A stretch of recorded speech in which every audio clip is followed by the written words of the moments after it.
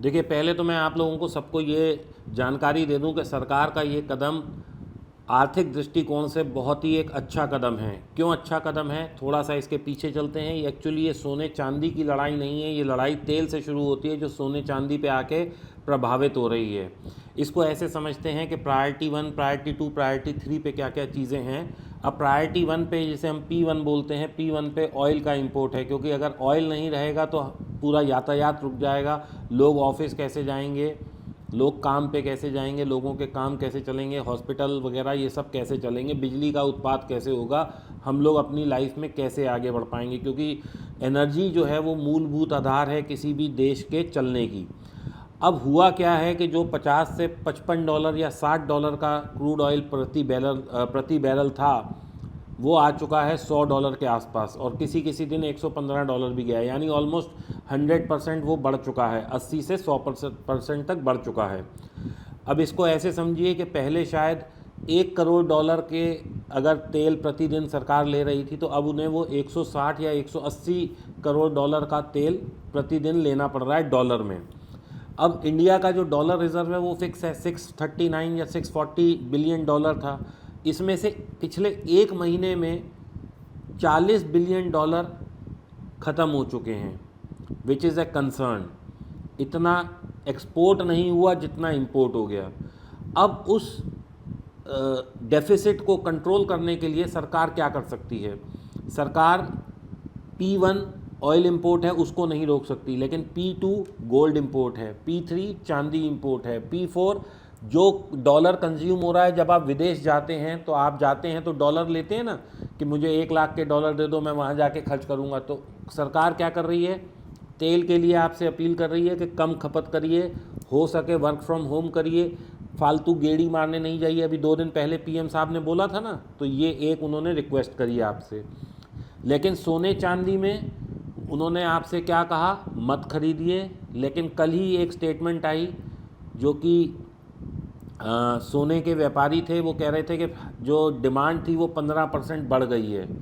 तो सरकार ने देखा कि आप लोग मान नहीं रहे हैं, पब्लिक मान नहीं रही है, 15% सेल ज़्यादा हो गई है, सरकार ने ड्यूटी बढ़ा दी। अब क्या हुआ? आज 4,000 रुपये सोना बढ़ गया, करीब करीब 20,000 रुपये चांदी बढ़ गई। अब तो पब्लिक रुकेगी, रुकना ही पड़ेगा। क्यों? ये तो दोस्तों सिर्फ आपको MCX पे दिख रहा है 4,000 और 20,000। जब आप लेने जाएंगे तो इस पर GST और मेकिंग और ये और वो सब चीज़ बढ़ेगी, तो इससे डिमांड थोड़ी कंट्रोल होगी। डिमांड कंट्रोल होगी, इंपोर्ट कम होगा, इंपोर्ट कम होगा, डॉलर बचेंगे। क्योंकि इम्पैक्ट एक दिन में नहीं आता किसी भी चीज़ में, it is a long term planning. तो सरकार ने कुछ सोच समझ के किया है, सरकार इकॉनमी को बचाना चाहती है। तो मैं कहूँगा ये मोदी जी का और हमारे FM साहब का बहुत ही विजनरी कदम है, जिसमें कि उन्होंने एक बहुत अच्छा डिसीज़न लिया कि तेल हमारी प्रायोरिटी पे आता है, इसको तो हम कंट्रोल नहीं कर पाएंगे क्योंकि हर आदमी को आना जाना सब ज़रूरतें हैं। लेकिन सोना जो कि हम ऑलमोस्ट 700 से 800 टन प्रति ईयर इंपोर्ट कर रहे थे, उसमें तो कहीं ना कहीं हम जो है थोड़ी सी लगाम लगा लें। तो मैं समझता हूँ बहुत अच्छा कदम है और इससे देश को बहुत आर्थिक लाभ होने वाला है। लाभ एक दिन में नहीं दिखेगा, लेकिन हाँ लॉन्ग टर्म प्लानिंग के हिसाब से बहुत अच्छा विज़न है। दीपक सर, जिस मकसद से गवर्नमेंट ने इंपोर्ट ड्यूटी बढ़ाई है, क्या वो सच में पूरा होगा? बिल्कुल पूरा होगा जी। सरकार ने जिस भी मकसद से इंपोर्ट ड्यूटी बढ़ाई है, उनका कहना ये है कि हमें डॉलर को सेव करना है, क्योंकि अगर डॉलर बचा रहेगा, इकॉनमी बची रहेगी, तो देश बचा रहेगा। क्योंकि अल्टीमेटली क्या होगा, अगर अपने पास जो डॉलर का डेफिसिट है यानी फॉरेन रिजर्व है, अगर वो कम होता जाएगा तो इकॉनमी कमज़ोर होएगी होएगी, हमारा रुपया और ऊपर उछलता जाएगा। यानी कि रुपया कमज़ोर होगा। उछलने से मेरा मतलब है कि जो अभी 95 का है वो कल को 100 ना हो जाए, 105 ना हो जाए। तो उसकी डिमांड को कम करने के लिए सरकार का ये एक बहुत महत्वपूर्ण कदम है। और मैं समझता हूँ कि देखिए, कोई भी चीज़ ओवरनाइट चेंज नहीं होती है। सरकार अपनी तरफ से प्रयास कर सकती है, बाकी पब्लिक को इसमें पूरा सहयोग करना चाहिए। मोदी जी ने अगर आके अपील करी है, तो मेरा मानना है कि प्राइम मिनिस्टर अगर आपसे कोई रिक्वेस्ट कर रहे हैं, एक अपील कर रहे हैं, एक आपसे सहयोग मांग रहे हैं, क्योंकि देश केवल उनका नहीं है दोस्तों, देश हम सबका है, तो करना तो सबको ही पड़ेगा। और ऐसा तो नहीं है कि वो ये कह रहे हैं कि खाना मत खाओ, वो कह रहे हैं सोना चांदी मत खरीदो, विदेश घूमने मत जाओ, प्लस थोड़ा सा तेल का प्रयोग कम कर दो, तो उससे आपका फॉरेन रिजर्व भी बचेगा, आर्थिक स्थिति भी बचेगी और आपकी सेहत भी बेहतर होएगी अगर आप तेल को कम कंज्यूम करेंगे, यानी खाने वाले तेल, रिफाइंड ऑयल की बात कर रहा हूँ। बाकी गोल्ड सिल्वर तो आप लोग अगर कम कंज्यूम करेंगे तो उससे किसी का जीवन नहीं रुकने वाला है। लेकिन हाँ, कल को आप सोच के देखिए कि अब पेट्रोल का भाव अगर 150 रुपये हो गया और उसके बाद भी मिले नहीं, तो वो एक तकलीफ़ की बात है। तो उसके लिए ये प्रयास किया गया है, इसको सपोर्ट करना चाहिए हम सबको और एक रिस्पॉन्सिबल और एक जिम्मेदार नागरिक होने का फ़र्ज़ निभाना चाहिए। तो सर क्या गोल्ड की डिमांड में कमी देखने को मिलेगी? इमीडिएटली मिलेगी, फिर थोड़ी सी बढ़ेगी, फिर मिलेगी। यस, कमी मिलेगी। क्यों मिलेगी? क्योंकि जब चीज़ें महंगी हो जाएंगी तो डिमांड हमेशा कम होती ही है। और सर क्या गोल्ड का इंपोर्ट कम हो जाएगा? इमीडिएट लेवल पे यस कम हो जाएगा। क्यों हो जाएगा? क्योंकि मान लीजिए एक सुनार है, उसके पास 500 किलो का स्टॉक है, तो पहले तो वो अपना स्टॉक लिक्विडेट करेगा, उसके बाद वो नया इंपोर्ट के लिए वेट करेगा कि शायद प्राइस करेक्शन हो बाहर तो वो इंपोर्ट करे। तो इसलिए इम्पैक्ट आएगा, धीरे धीरे आएगा, इमीडिएट नहीं दिखाई देगा, लेकिन हाँ आएगा।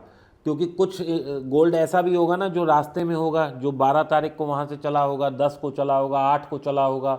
हमारे यहाँ तो आज सुबह से लागू हो गया ये जो प्राइस इंक्रीज़ है, जो ड्यूटी इंक्रीज़ है वो लागू हो गई।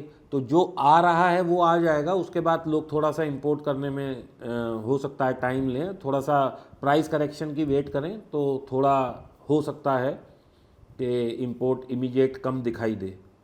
और अगर सर ऐसा होता है तो क्या आने वाले दिनों में गोल्ड और सिल्वर के प्राइसेस में गिरावट देखने को मिल सकती है? जब भी इंपोर्ट ड्यूटी बढ़ती है तो उससे प्राइजेस बढ़ते हैं, घटते नहीं हैं। और अभी इमीडिएट तो कोई गिरावट नहीं दिखने के आसार हैं। लेकिन अगर इंटरनेशनल प्राइस में करेक्शन आता है, क्योंकि देखिए इंडिया सबसे बड़ा कंज्यूमर है गोल्ड का, अगर इंडिया की डिमांड कम होगी तो इंटरनेशनल प्राइसिंग में करेक्शन आने की उम्मीद है। अगर इंटरनेशनल प्राइस में करेक्शन आता है तो येस ऑफ कोर्स हमारे यहाँ भी प्राइस करेक्ट होएगा। मान लीजिए अभी हम कोई चीज़ $4500 पे इंपोर्ट कर रहे हैं या $5500 पे इंपोर्ट कर रहे हैं और विदेश में ही वो चीज़ $5000 पे आ जाएगी, तो हमारे यहाँ ऑफ कोर्स उस प्राइस करेक्शन का तो इम्पैक्ट आएगा ही आएगा। लेकिन इंडिया की प्राइस अगर वहाँ प्राइस स्टेबल रहता है तो यहाँ पे कोई चेंज आने की उम्मीद नहीं है। दीपक सर, इस डिसीजन से ब्लैक मार्केटिंग कम होगी या और बढ़ जाएगी? जब भी इंपोर्ट ड्यूटी ज़्यादा होती है किसी भी प्रोडक्ट पे तो उसकी काला बाज़ारी बढ़ जाती है। जैसे 90 के दशक में यानी 90s में जब ड्यूटी बहुत ज़्यादा थी तो स्मगलिंग बहुत ज़्यादा होती थी। सरकार ने फिर ड्यूटी कम कर दी तो स्मगलिंग कम हो गई। पहले लोग दुबई से बहुत ज़्यादा स्मगल किया करते थे, अब आजकल उसकी तुलना में बहुत कम है। लेकिन अब अगर ये बढ़ गई है तो सरकार ने ये सब सोचा होगा। देखिए दोस्तों, सरकार का जब भी कोई डिसीज़न लेती है तो ऐसा नहीं होता है एकदम अपफ्रंट डिसीज़न लेती है। पूरी कमेटी होती है, उसका प्रॉस क्या है, कॉन्स क्या है, क्या इसके रिपरकशंस हो सकते हैं, क्या इसकी अच्छाइयाँ होंगी, लोगों को क्या नुकसान होगा, लोगों को क्या फ़ायदा होगा, सब चीज़ सोचती है सरकार। कभी भी सरकार एक तरफा डिसीज़न नहीं लेती है। हमें ऐसा लगता है कि सरकार जो डिसीज़न ले रही है वो हमारे हित में नहीं है, लेकिन अल्टीमेटली लॉन्ग टर्म में देखा जाए तो वो पब्लिक के हित में ही होता है। हम लोग क्या होता है अपनी गलतियों के इतने आदी हो जाते हैं कि जब भी कोई लॉ इन्फोर्स होता है हमें लगता है कि ये क्या कर दिया सरकार ने, लेकिन अल्टीमेटली लॉ अबाइडिंग सिटीज़न सबको बनना पड़ेगा। जो भी सरकार डिसीज़न ले रही है वो देश हित में है। दोस्तों, जिस दिन आप लोग ये सोच लेंगे कि मेरा परम हित से ऊपर देश का हित है, उस दिन आपको ये सब बातें अच्छी लगने लगेंगी। दीपक सर, आम आदमी और मिडिल क्लास पर इसका क्या इम्पैक्ट पड़ेगा? देखिए, आम आदमी गोल्ड कहाँ कहाँ हम लोग कंज्यूम करते हैं, आप लोग इस चीज़ को समझिए। शादी ब्याहों में तो गोल्ड कम दे दीजिए।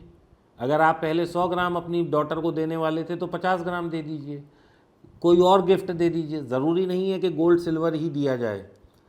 इसके अलावा कहाँ कंज्यूम करते हैं आप गोल्ड? सिर्फ हार पहनने, सजावट के लिए।